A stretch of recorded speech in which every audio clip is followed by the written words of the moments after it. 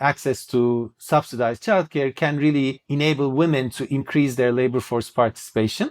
This may not happen in some contexts, especially if there are other constraints to women's employment, such as, for example, restrictive gender norms or lack of employment opportunities.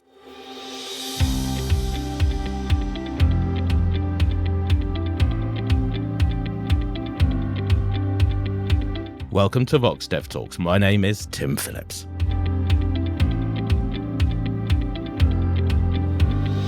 A better access to childcare may make it easier for women to get jobs outside the home, get better jobs perhaps, or even make more money doing the job they have already.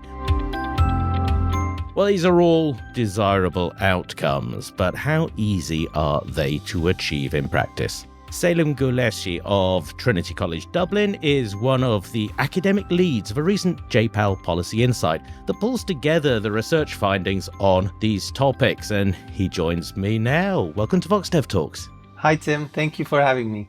We have covered childcare quite a few times on VoxDevTalks now, and we always start off from the observable fact that in the household, women do most of the job of taking care of children anywhere in the world, it seems. How much of childcare do women still do?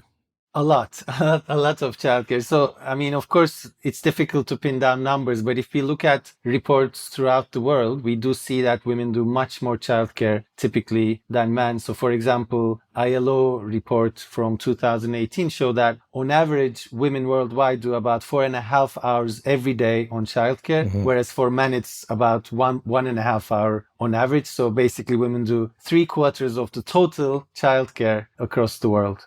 The women listening to this now are nodding and saying, yep, that sounds right. We also have had recently the challenge of COVID-19, where people were taken out of work, children were taken out of school. Was the effect of that to close or widen this gap? Unfortunately, it most likely widened it. Again, it's difficult to, of course, pin down numbers and also to say whether it's caused by COVID or something else in the trends. But if we look at, again, reports, we do see that it's most likely widened the gap, not closed it, unfortunately. We're looking at the potential payoffs from policies to improve access to childcare. What potential advantages might policymakers be interested in here? I think there are a number of important policy objectives that can be achieved. Like, first of all, of course, we care about gender equality. And to the extent that's the objective, providing childcare may enable women to dedicate their time more freely and achieve more economic parity, especially if this allows them to access jobs and better jobs. And also more broadly, it can certainly create a substantial boost to the global economy by increasing earnings in general.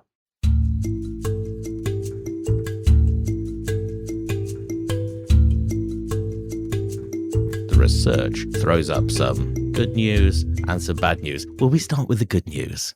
Sure. So in this brief, we reviewed existing evidence from randomized controlled trials that looked at the impact of providing various forms of childcare subsidies and giving access to various forms of childcare services to women in low and middle income countries. Now, let me first start by saying that we actually have surprisingly little evidence on this seemingly very important question, because most of the evidence we have are actually coming from high income context. So we were able to identify only 9 such studies that used randomized evaluations to answer this question. And as I already mentioned, these interventions vary in terms of their context. So they're coming from 8 different countries, and some of them provide access to existing private childcare services by subsidizing those. Some of them study public daycare services or after-school daycare services. So in that sense, there's a lot of variation even within this small sample of studies. But the good news is most of these studies find that having access to subsidized childcare can really enable women to increase their labor force participation. Now, having said that, this may not happen in some contexts, especially if there are other constraints to women's employment, such as, for example, restrictive gender norms or lack of employment opportunities. So it's not like a magic bullet that works in all of these countries, but it does work in more than half of them, at least. And which countries has there been research in? Because I was surprised as well that it is so few in development contexts. What sort of countries are we talking about here? So we have some countries from sub-Saharan Africa, such as Uganda and Kenya, and we have also Egypt, and we have a few studies from Latin American countries like Brazil and Chile. So it is a wide range of low and middle income countries. But having said that, there's still many low and middle income countries where we have no evidence from. But we could do with more, couldn't we? Now, tell me about this research as well. Does it increase the agency of women in a household? For example, when they earn the money from the work that they are doing outside the home because of that childcare, are they keeping that money they earn? Are they deciding how it is spent? Yeah, again, here the news is not so good, unfortunately. So few of these studies were able to really detect a substantial effect on earnings of women, first of all. So even though 5 out of these 9 studies, they found positive impacts on women's employment, only one of them actually found a significant positive impact on their household's income. So that's already telling us that probably the effects on even further downstream outcomes like their decision-making power might be limited. And in fact, out of those 5 studies that found some impact on women's employment, only very few of them found any discernible effects on their involvement in household decision-making power or the other indicators of their agency. What happens if the women are already working outside the home, but they have to balance that with childcare, maybe taking their children to work, for example? Does it help them to earn more or to grow their businesses if that's the way that they're working, if childcare is provided for them? Absolutely, yeah. So in that, we have a number of studies that have documented that if women are already in the labor force, having access to childcare can certainly improve their productivity and their earnings. So, for example, our study that actually I was involved in Uganda, we studied the effect of subsidizing access to private childcare services that are targeting children aged 3 to 5 years old. And we found that women who already had a business, once their children were in this daycare, they were actually more profitable. Their businesses had higher revenues, even though they were not investing more in terms of their time or in terms of assets or number of workers. They were still able to generate more revenues, which suggests they somehow became more productive in those hours they spent in their business. As you say, there's a pretty diverse set of situations here. Is this broadly speaking true across the board, or are some mothers benefiting more than others from these interventions? Again, this is difficult to say because, of course, when we dig into heterogeneities across different dimensions, then we start running into issues such as small sample sizes and lack of statistical precision. But nevertheless, many studies have tried to understand that, and certainly the effects are very diverse and heterogeneous across different households and different types of women. So, for example, some studies have documented that single mothers may benefit more from access to daycare. Actually, the study from Uganda I mentioned before, we find that indeed those effects I mentioned were mainly driven by single mothers who then are able to both dedicate more time and also become more productive in their businesses once their child is in preschool. And other studies have found that women who have additional younger children who may not be eligible for the subsidized childcare, because in most contexts, younger kids, of course, may not be eligible, and therefore the effects are going to be limited for them.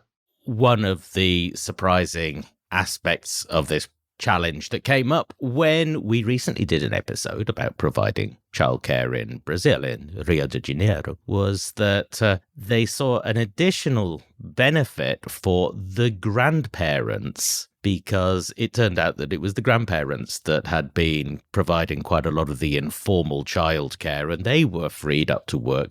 This was a surprise to me. I think it was slightly a surprise to the researchers as well, and something that almost didn't get observed because it wasn't where they were looking. Do you think there is a possibility with something as complicated as the impact of providing childcare that there might be some benefits that are not always measured or rarely measured? Of course, this definitely depends on the context of the study, because as we know, like in different places, it's very likely that extended families perhaps live together, and there can be members of the extended family who really help with the childcare as well. And it doesn't necessarily have to be extended family. Also, fathers, for example, can be involved too, right? Let's not forget about them. Yes. But the study you mentioned from Brazil is very interesting. Indeed, the researchers found both grandparents and also older siblings, like older than 15-year-old, Yeah. they both became more likely to be employed, and they had higher earnings 4 years after the daycare program was first introduced. So that's very interesting. And in another study, we also found, again, in the Uganda context, that actually fathers ended up increasing their labor supply once their child was in daycare. There isn't all good news coming out of this research, and let's have a look at some of the potential problems here. Childcare, whilst it might be provided, does not necessarily lead to better outcomes. And I see that in your review of the research, there was research from Egypt that showed that if the norm was that it was not really acceptable for mothers to leave their children in daycare while they went to work, then even if it is available or even if it is subsidized, it won't be picked up. That's right. Yes. So in this study from Egypt that you mentioned, researchers, so far, I think they report only preliminary evidence or short-term evidence, let's say, but they find that when they offered households subsidies for childcare services ranging from 25% or 75% of the cost, they actually find, first of all, there is very little demand for these services. So only 1 to 4% of women actually accepted these subsidies. And so they did not really use them. And that, of course, is already telling us that the effects are going to be very limited if the take-up of the subsidy is already limited. And indeed, they found that it did not have any downstream effects in terms of their earnings. Now, it's not super clear exactly why this happened, but the researchers suggest that this low take-up rate may be driven by, first of all, the gender norms that exist in Egypt, and these norms may kind of dictate women. It's their primary responsibility to provide childcare, not necessarily to work outside the house. So that might limit their opportunities. And also there could be limited work opportunities for women in this context too. So we probably need all of these different challenges to be addressed and studied. Also, there is some evidence on how the perception of the quality of childcare matters, isn't there? And of course, this is important anywhere. No mother would want to leave their child in what they would consider to be poor quality childcare. I guess this is a limitation on policy. You can't just say, let's provide some childcare and the problem then is solved. You've got to really work on the quality as well. Absolutely, yeah. I mean, we need to understand also the effects on children themselves, and we need to monitor that too. And many of these studies also look at those outcomes. In our review, we mainly focus on the effects on women's employment and empowerment, but of course, that dimension is very important too.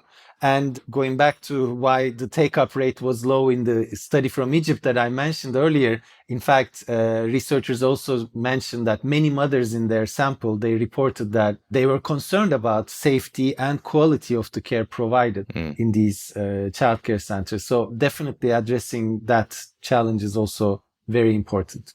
And is the potential problem that there just are not good jobs worth taking for the women available? Is this a common problem we run into?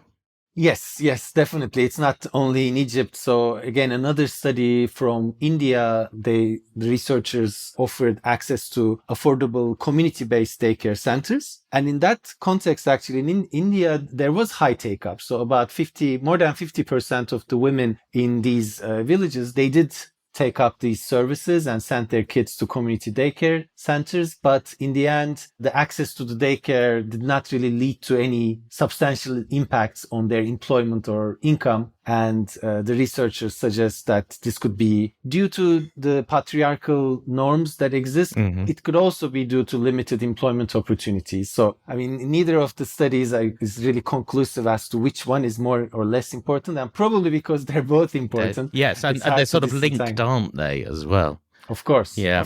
There was a program that was implemented, and it led to men working more because childcare had been provided. What's happening there? What's the mechanism?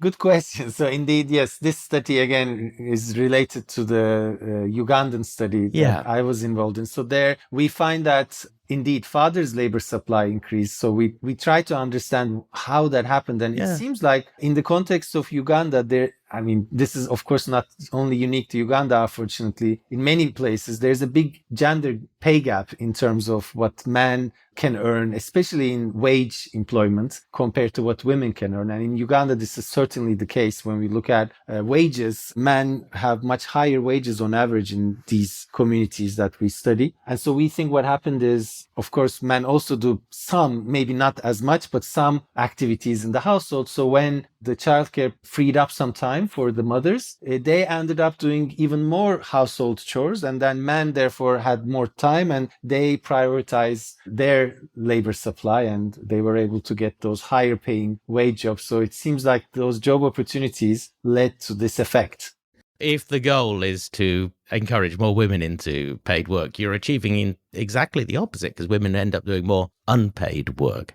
That's right. So it suggests really that we need to think about all these challenges together. And when we provide childcare, we also need to think about, okay, what about job opportunities and well-paid job opportunities for women? How can we increase them as well?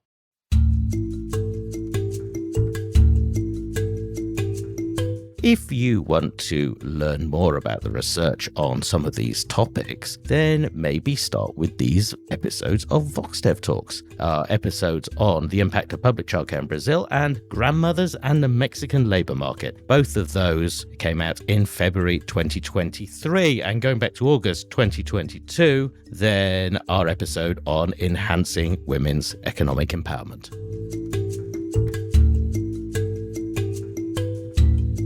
Yes, so let's think about some of the policy implications. There are so many, and this type of research really does show up how difficult it is to create policy in this area, policy that empowers women and gives them decent jobs. But starting off, I am surprised there is so little research. We know so little about that. What should we know more about? What are the gaps that you find in the literature? Yeah, so there are certainly some gaps. So, for example, I mentioned before that we have little evidence in terms of other outcomes in terms of women's well-being, such as improved mental health or empowerment, reduced stress. So we all know having all these burdens at the same time can be very stressful, and certainly providing access to childcare can also have effects on those as well as women's agency. But we have so far little evidence on those outcomes, so further research is needed on those. And also, it would be good to have more work that compares different types of childcare, for example, related to quality. Again, we have relatively little evidence. So far, studies are mainly focused on quantity of childcare and having access to it. But the next question is, I think, the role of quality and also the type of childcare services, whether it's, let's say, after school or is it public or private services. So all of those differences can be further explored. And over again in our conversation, we've bumped up against this problem of gender norms, making it difficult, even if well-meaning policies are in place, make it difficult for them to succeed. Gender norms are slow to change, and sometimes it's difficult to work out exactly what the right policy option would be to do that. How big a problem is this in this area?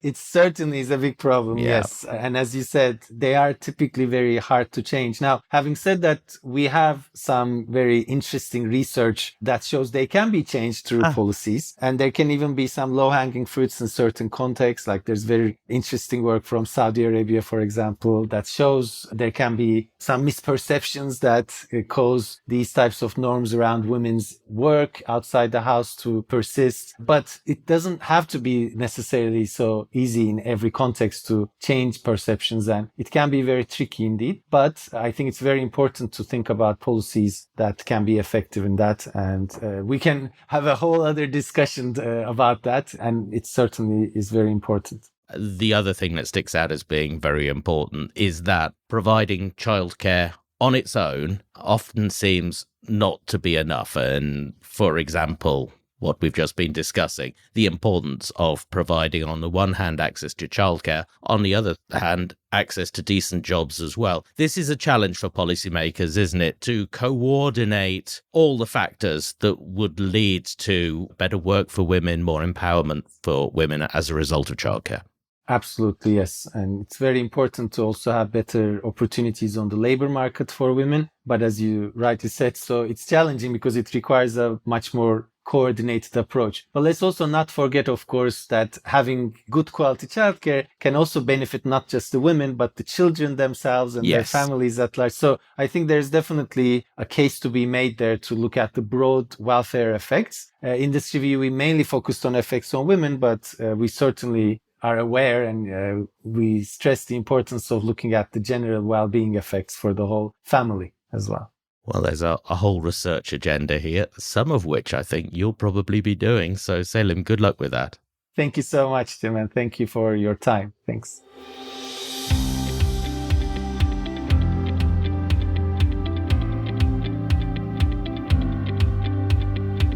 If you want to read more about this, the article is called Access to Childcare to Improve Women's Economic Empowerment. The academic leads for it were Selim Gulesci and Seema Jayachandran. The author of it was Megan Morris. Now, if you want to read it, go to povertyactionlab.org, click on Policy Insights, click on Gender, and you will find it there. This has been a VoxDevTalk. The best way to make sure you don't miss an episode is to subscribe. Wherever you get your podcasts, you'll find us there. And all our past episodes, as ever, are at voxdev.org, where we also feature articles about the papers we cover.